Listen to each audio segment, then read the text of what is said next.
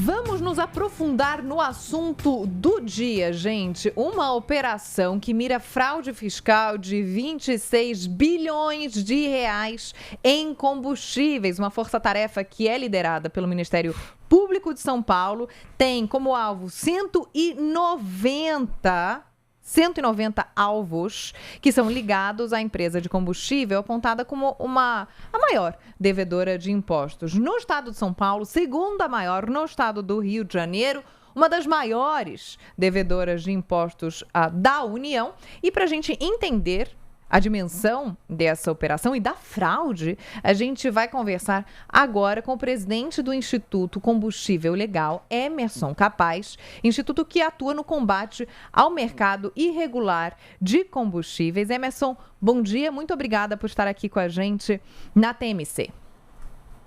Bom dia, eu que agradeço o convite, um prazer falar com vocês e com os ouvintes. Bom dia. Eu queria perguntar sobre a expressão que, então, o Ministério Público está usando para definir a dimensão e a gravidade da fraude fiscal. Do poço ao posto sem pagar imposto. E a gente está falando de um dos maiores devedores da União, maior do estado de São Paulo, segundo maior do Rio de Janeiro. E é uma fraude que já dura anos. Emerson, explica pra gente o que é essa fraude? Como é que eles conseguiam fraudar tanto dinheiro?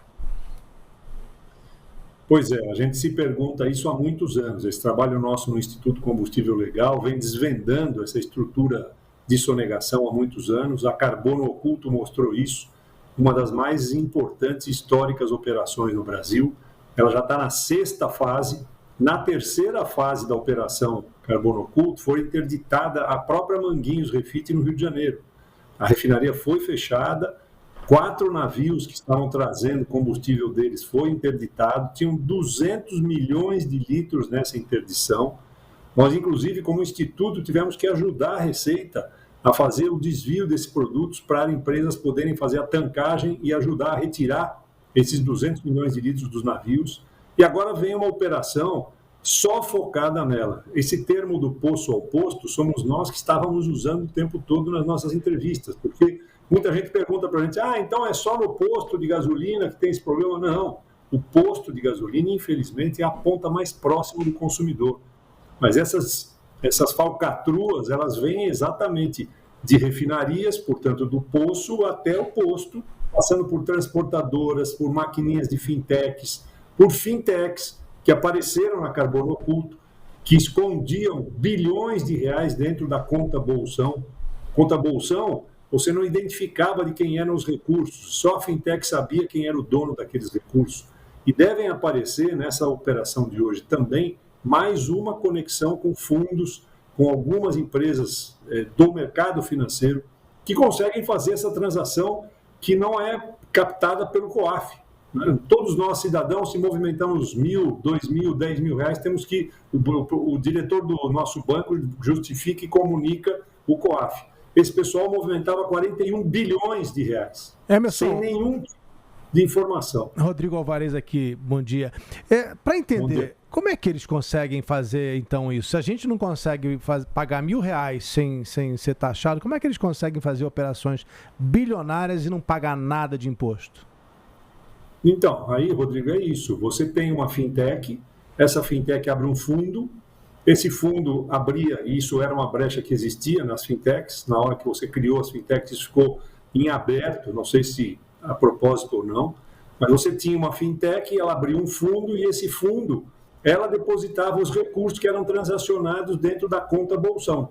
O que era essa conta bolsão? Era uma conta para organizar os recursos que aquela fintech tinha. Só que de quem eram esses recursos, você não conseguia identificar. Só a fintech sabia. Então, a informação das transações não era comunicada à COAF. Tanto é que no dia seguinte da Carbono Oculto, a Receita Federal mudou, o Banco Central mudou o sistema, obrigando que as fintechs tivessem a mesma regra de todo o sistema financeiro, que os bancos têm que comunicar, mas as fintechs não tinham.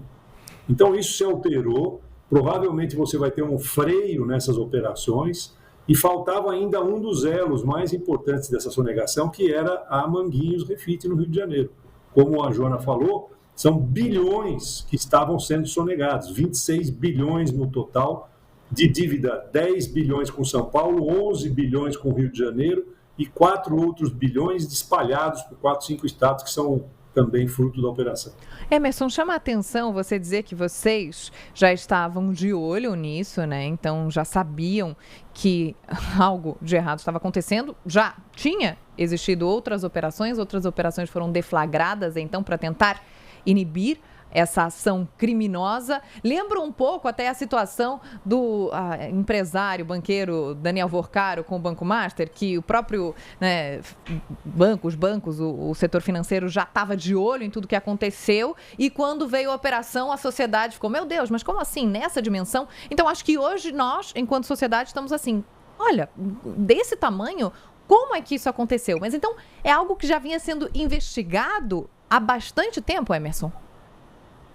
É verdade, porque essas operações, quando você vai mapear e fazer, a Carbono Oculto levou praticamente 8 meses para ser estruturada.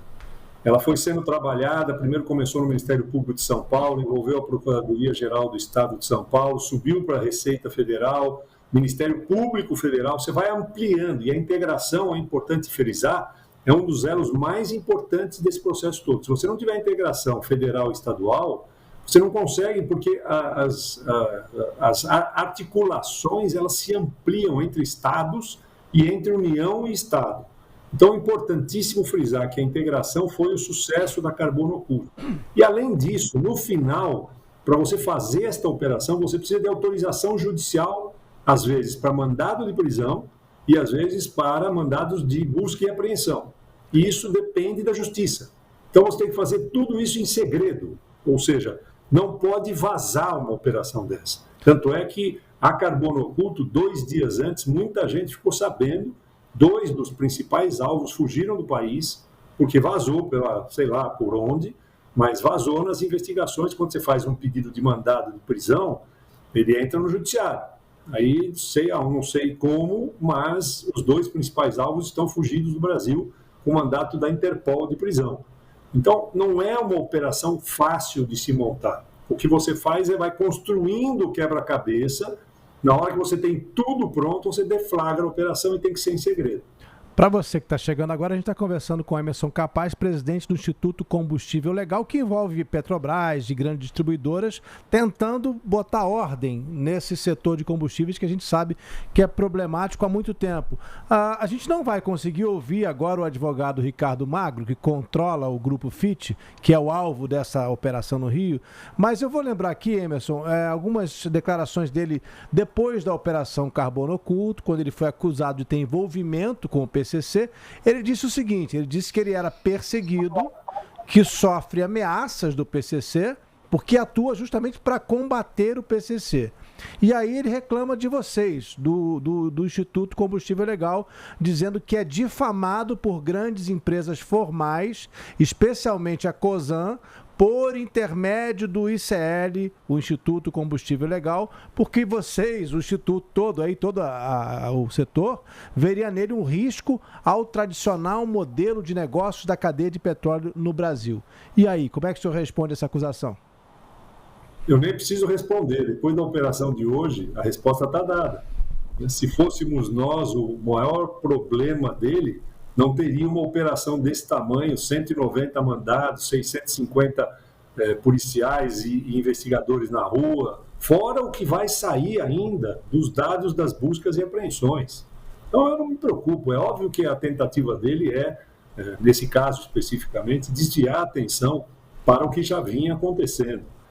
Ele tentou, pela justiça, inclusive, evitar a intervenção e a interdição dos navios no Rio de Janeiro, não conseguiu.